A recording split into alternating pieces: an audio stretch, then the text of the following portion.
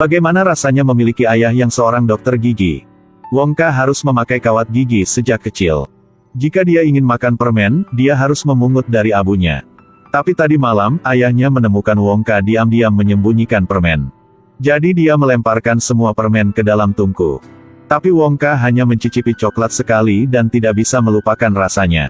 Dia mulai berkeliling mengumpulkan coklat. Setiap selesai makan dia rajin mencatat lagi. Lambat laun, dia bermimpi bahwa dia ingin membuat coklat batangan sendiri. Ayahnya sudah tahu, jadi dia marah. Dia bahkan dengan kejam mengusirnya dari rumah. Sejak saat itu, Wongka mulai pergi kemana-mana. Dia mencicipi semua coklat yang ada di dunia. Ketika dia menjadi sukses, dia ingin membawa kabar baik ini kepada ayahnya, tetapi menemukan bahwa rumahnya sudah tidak ada lagi. Belakangan, Wongka membangun pabrik coklat. Bisnis naik seperti layang-layang di angin. Ada seorang pangeran India yang menjadi penggemarnya. Dan ingin dia membantunya membangun istana dari coklat. Di dalam istana ada 100 kamar. Dinding batanya adalah potongan-potongan coklat. Betonnya juga saus coklat. Bahkan langit-langitnya dibuat dengan campuran coklat dan susu sapi. Setelah istana dibangun, Wongka mengingatkan pangeran bahwa dia perlu memakan semua coklat dengan cepat. Atau konsekuensinya akan sangat tidak terduga. Tetapi sang pangeran tidak mendengarkan. Dia ingin tinggal di sini selamanya. Hari itu, sang pangeran sedang menikmati coklat ketika tiba-tiba setetes coklat jatuh di wajahnya. Karena suhunya sangat tinggi sehingga istana coklat mulai meleleh. Sang pangeran berjuang untuk lari keluar dari istana, untungnya keluar dari bahaya.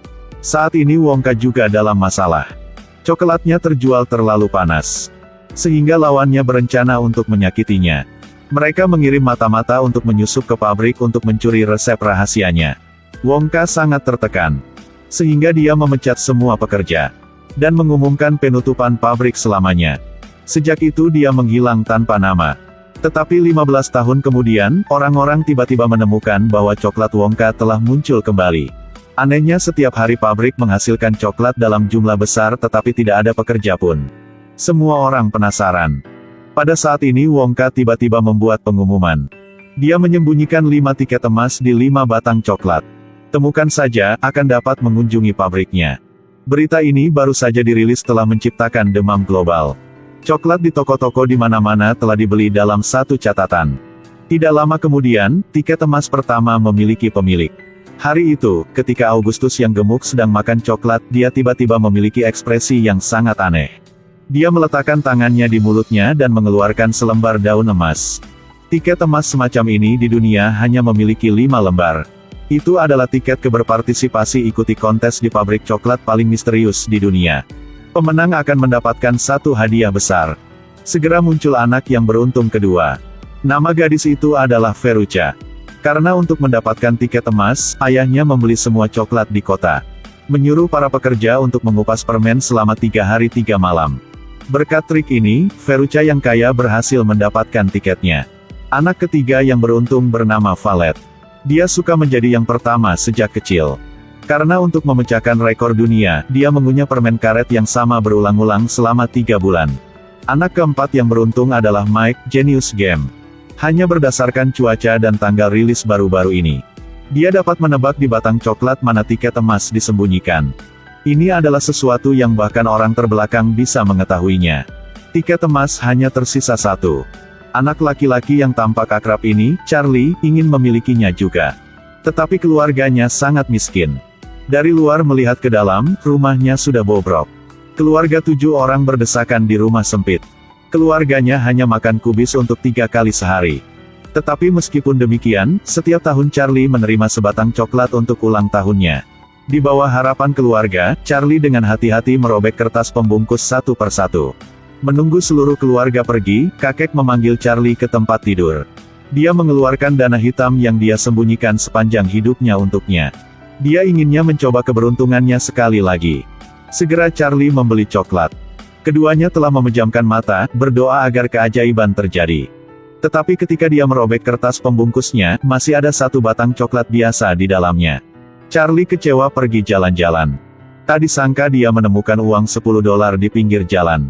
Dengan harapan terakhir, Charlie masuk ke toko untuk membeli coklat batangan Wongka. Dia merobek kertas pembungkusnya. Keajaiban kali ini telah datang. Aku telah menemukan tiket emas terakhir Wongka. Dan juga menemukannya di tokomu. Ada seorang lelaki tua yang ingin menukar $50 dan sepeda dengannya. Wanita di sebelahnya menawarkan $500. Tetapi Charlie tidak bodoh. Dia memegang tiket emas, bergegas pulang dengan kecepatan tercepat. Mendengar kabar baik ini, kakek saya, yang lumpuh selama bertahun-tahun, tiba-tiba bangkit dari tempat tidurnya. Dia dengan penuh semangat menari untuk merayakannya. Seluruh keluarga bahagia untuk Charlie. Tetapi dia tidak ingin pergi. Dibandingkan dengan coklat, keluarganya membutuhkan lebih banyak uang. Jika sudah seseorang menawar $500, akan ada yang menawar lebih banyak. Di usia yang begitu muda, dia mengerti sulitnya hidup. Kakek sudah mengatakan bahwa dunia memiliki uang kertas baru yang dicetak setiap hari. Uang dapat diperoleh nanti. Tetapi kesempatan, jika kamu melewatkannya, kamu tidak akan melihatnya lagi. Keesokan harinya, Charlie membawa kakeknya ke depan pabrik. Sebelahnya ada 4 keluarga seberuntung dia. Mereka semua bertekad untuk menjadi pemenang. Dan pria ini adalah bos pabrik, Willy Wonka. Permen karet ini tidak seperti biasanya. Hanya makan satu batang sama dengan makan 3 kali makan sekaligus. Valet baru saja mengunyah beberapa potong dan hidungnya sudah mulai berubah warna menjadi ungu. Lalu tangan dan rambutnya. Dan kemudian seluruh tubuhnya langsung membengkak. Sampai saat semua orang bereaksi, dia telah berubah menjadi blueberry raksasa. Akhirnya dia didorong ke dalam juicer, didiskualifikasi dari berpartisipasi dalam kontes. Lalu semua orang pergi ke pabrik coklat.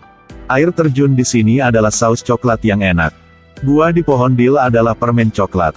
Bahkan rumput di tanah terbuat dari coklat. Mendengar itu, Augustus ngiler.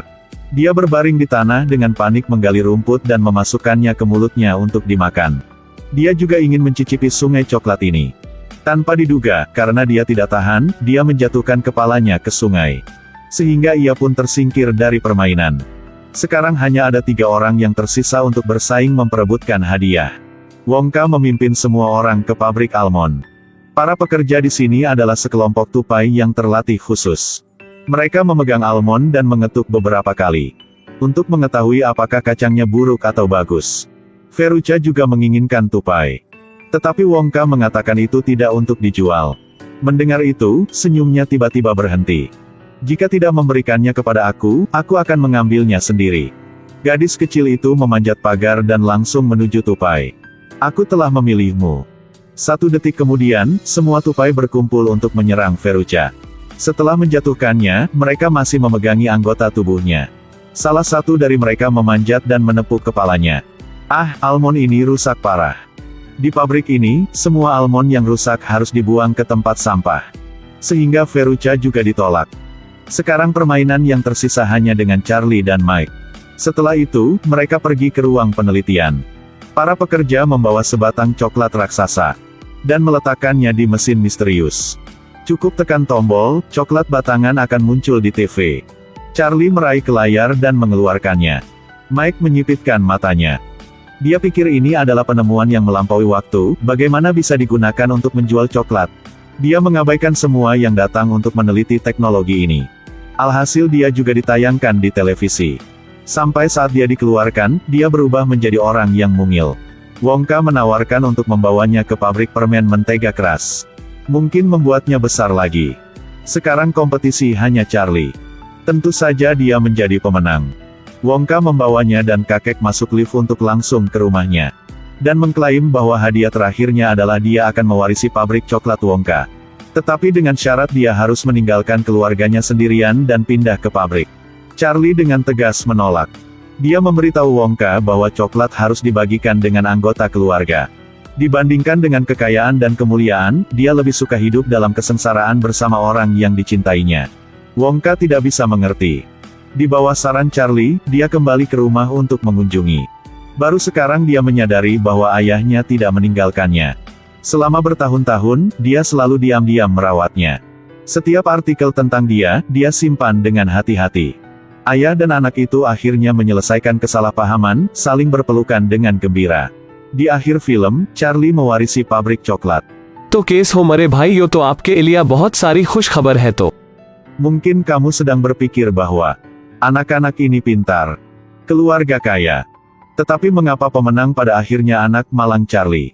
Apakah kamu memperhatikan satu detail ini? Sejak dia memasuki pabrik, Charlie selalu memegang tangan kakeknya. Tanpa seizin Wongka, dia tidak sewenang-wenang. Terkadang sukses itu sederhana. Rendah hati. Baik hati. Mendengarkan pendapat semua orang. Kamu sudah bisa sukses.